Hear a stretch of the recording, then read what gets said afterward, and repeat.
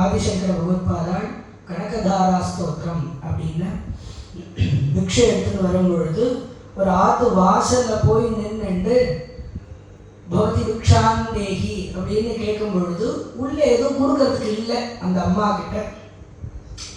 அதனால உள்ள இருந்து ஒரு நெல்லிக்காய் இருந்தது, அந்த நெல்லிக்காயை கொண்டு வந்து போட்டா. அப்போ ஒரு பிரார்த்தனை பண்ணிட்டார், கணக்க விருஷ்டி, நெல்லிக்காவே கணக்கமா ஸ்வர்ண விருஷ்டி மழை பொழிஞ்சுது அந்த ஆத்துல.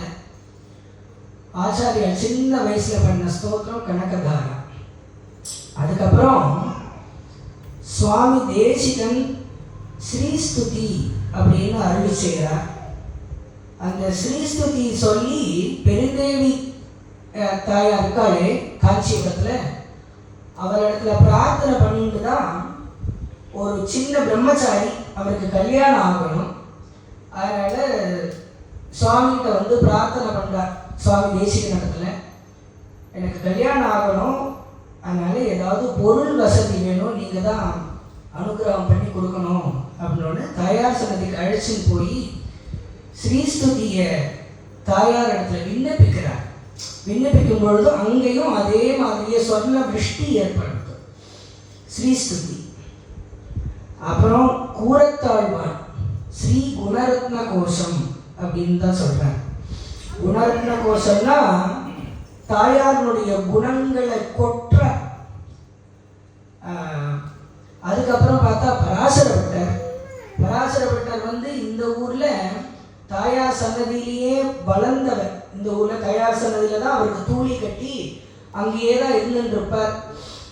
அது மாதிரி பராசரப்பட்டர் ஸ்ரீஸ்தவம் அப்படின்னு ஒரு ஸ்தோத்திரம் அருளி செஞ்சிருக்கிறார்.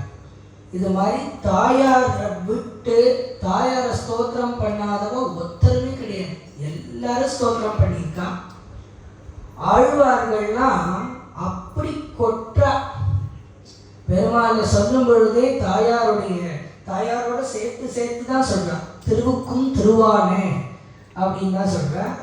திவ்ய தேசமே திரு நின்ற ஊர் அப்படின்னு தான் பேரு. திரு திரு திரு. அது மாதிரி எல்லாருக்குமே எங்கேயுமே ஒரு ஸ்ரேயஸ்ன்னு வேணும் அப்படின்னா தாயாரை போய் பிரார்த்தனை பண்றது. அந்த தாயாரை தான் ஸ்ரீ அப்படின்னு சொல்லுவோம். சாதாரணமாக சம்ஸ்கிருதத்தில் நம்ம தமிழ் எழுதும் பொழுது பிள்ளையார் சொல்லி போடுவோம். அப்படி பார்த்தா எல்லாருமே போடுறதுன்னு வச்சுருக்கா. கிடக்குன்னு எழுதும் பொழுது குழந்தையெல்லாம் சம்ஸ்கிருதத்தில் எழுதும் போது ஸ்ரீ அப்படின்னு போடுறதுன்னு ஒரு பழக்கம் உண்டு. ஸ்ரீ அப்படின்னு போடுவான்.